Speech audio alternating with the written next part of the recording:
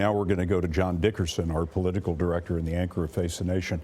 John, tomorrow Donald Trump at the White House will shake President Obama's hand and then immediately proceed to dismantle Obama's achievements. You're exactly right. When the president spoke today, he said he was heartened by Donald Trump's victory speech, in which Donald Trump suggested the kind of bipartisanship that we associate with parties coming together. But the minute Donald Trump becomes president, there's two chances for immediate partisan conflict. The first is he'll name a Supreme Court nominee. That, for Democrats, is a partisan rallying point because the Supreme Court nominee will determine the ideological course for the court, because it's a 4-4 split at the moment. The next one is the Affordable Care Act. Paul Ryan today said he's got a piece of legislation he just wants Donald Trump to sign. That would undo Barack Obama's signature domestic legislation.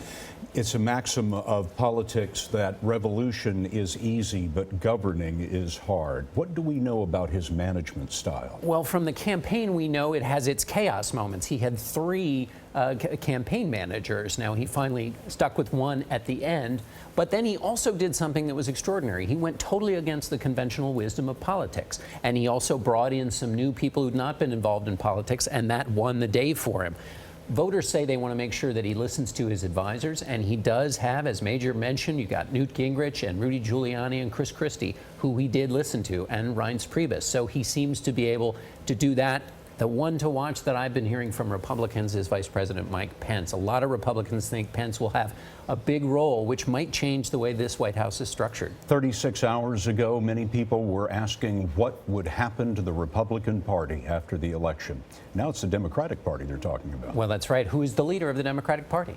And that's not an easy question to answer. There will be some jockeying and also somebody to stand in and represent the 59 million people who voted for Hillary Clinton. A lot of those people are very despondent today. The sleepless John Dickerson, anchor of Face the Nation, thanks for being with us. And on Face the Nation, by the way, this Sunday, John's guests will include Senator Bernie Sanders and former House Speaker Newt Gingrich.